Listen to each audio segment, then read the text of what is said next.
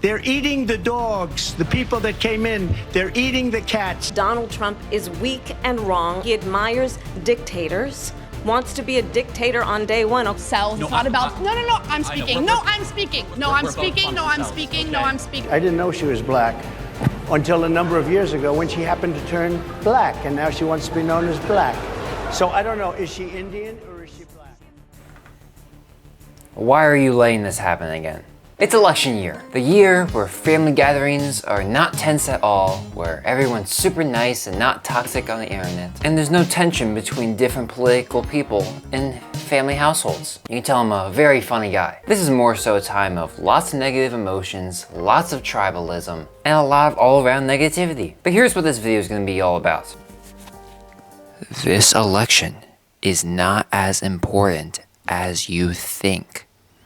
And thus, since this election isn't going to make or break the next 4 years of your life, there's no need for you to be so involved and so emotional over it. Let me explain why exactly this is the case and why you should take a step back. So since we're talking about politics somewhat, I'll just lay my biases up front and center for you guys. I identify as an independent, but I understand that I lean right. And when I watched the debate recently, I felt much more anger when Donald Trump was made look bad or lied than when Kamala Harris did. But I'm not a huge fan of Trump, and I really don't think he'd make a great president. I don't really like Harris either. So if I could personally vote, I probably just wouldn't.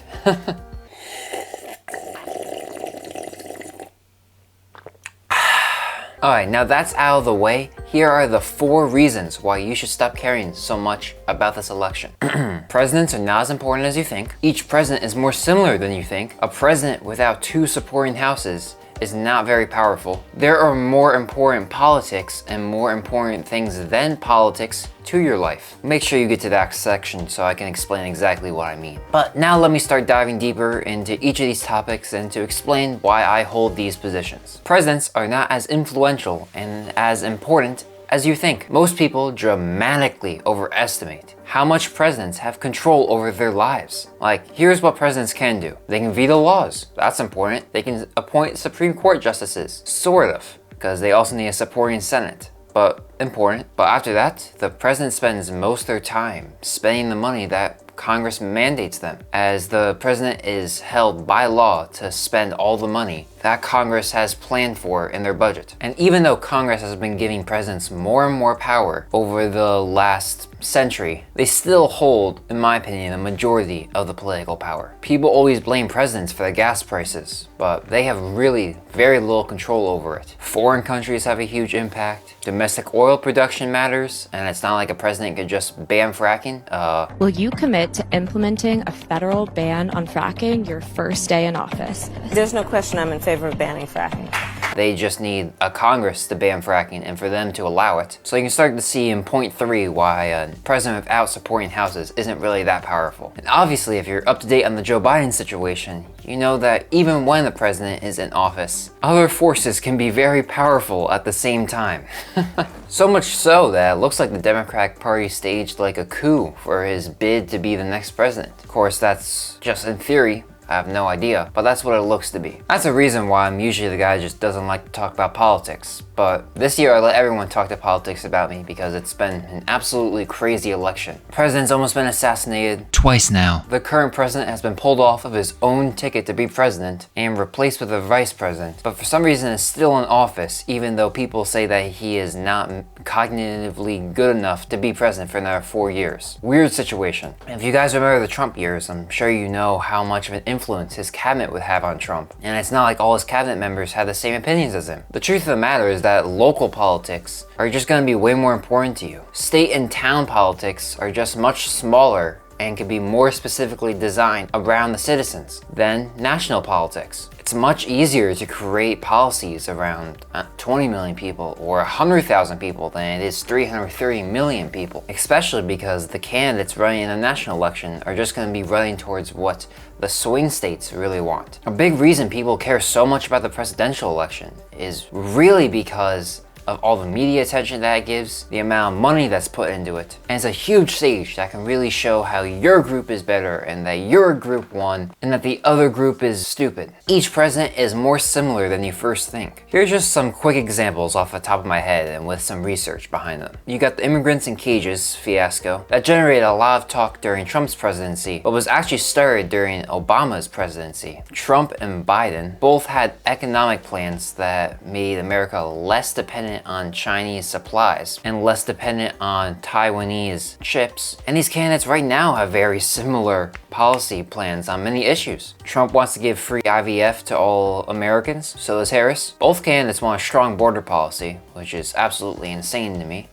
But Harris has said multiple times that she will take strong, forceful actions at the southern border. Both want to continue giving aid to Israel. Both presidents are in favor of cutting taxes on tips. And I've seen many articles that Harris is actually in favor for the Trump tax cuts on everyone except like the wealthiest. And both candidates want to use their power and authority to expand manufacturing in the US. And writing this part of the video actually made me feel a lot better about politics, because it just so happens that these are a lot of stances which led me to support Republicans most of the time. But seeing a Democrat also support most of these policies, I guess it's easy for me to check out. I could see if you disagree with Harris becoming more right on these issues that you'd be annoyed. But it is nice to see that these candidates are agreeing on quite a lot. Of course they don't completely agree. Like obviously Trump's gonna be more militaristic on the border. Trump's gonna have some different plans for Israel. And obviously their healthcare plans are going to have one glaring difference between them. Other examples of congruency between presidents are as follows. Free trade was just the thing that every president did, from Reagan to Bush to Clinton to Bush to Obama.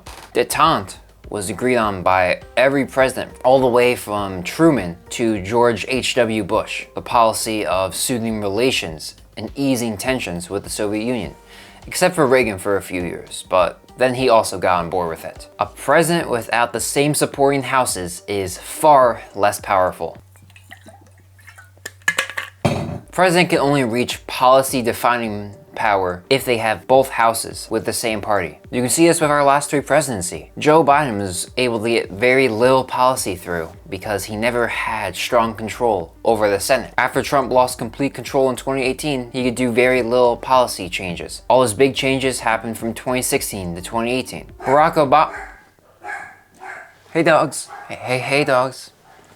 Gosh, did I know I'm recording a video? Obama was able to do most of his big policy changes like Obamacare up until he lost control of the House to Republicans. For the last couple of years of his presidency, he didn't do a whole lot. At least compared to what he was doing the years prior, because, you know, president's still more important than us. Me recording this video is less important than him just staying alive. And if you look on the graph on screen, you can actually see how rare it is to have party control. Before the 60s, it was quite common where it was rare to not have complete control. But ever since the 60s, there's been very few times when one party has had full control. Like Obama only had it for 2 years, Trump only had it for 2 years, Biden only had it for 2 years, Clinton only had it for 2 years. Seems like George Bush had it for 4. And hugely important presidents like Ronald Reagan and George H.W. Bush, I'm not sure he was hugely defining, but they never had full party control. So in just the last 40 years, there's been just 12 years of full party control. So roughly a quarter of the time. And that only means having more than 50% in the Senate or House of Representatives, but you don't really have full control unless you have 66% of the Senate because of the filibuster. On a side note, the Democrats basically held the House for 80 years straight. Quite impressive. Lastly, let's be for real. Does the importance you put towards this election and federal politics in general match up to its importance in your life? I know for me, personally, the answer is no. If my stock portfolio drops 10% tomorrow, that's gonna be more important than whether or not Donald Trump or Kamala Harris is elected. Here's a list of things I found that are probably going to be more important to you than who's elected as president. How healthy you are, your relationship with your family, your husband or wife, whether or not you have meaning in your work, whether or not you feel deeply close to religion or not, whether or not you have kids, how much money you make. The list could go on and on and on. Sure, you could argue that politics is going to make some of this easier to obtain, but most of the likelihood of this working out for you is going to be due to the decisions you make as an individual, not what the government does. And the national government is going to be less influential in these things that have been shown to be more important than national politics. Anyways, I feel like a local politics is probably gonna affect how healthy you are and how many kids you have more than the Fed. So you know what? My takeaway for this video is to stop letting the elections every other year get you riled up and angry and playing team sports with tribalism. Because there's just more important stuff in life. And the president just isn't as important as you think he is. She is. I might as well just quit the video now. Honestly, your time might be better just playing Super Mario Bros. Wonder than investing yourself in politics. Why Super Mario Bros. Wonder? Because that's how I'm spending my time personally. $60 is pricey, but hey, it's been a good game so far. What can I say? But speaking of tribes, I've actually made a video on how we still live like we're part of tribes and how it's affecting us poorly, very poorly. But with the right steps, I'm speaking now.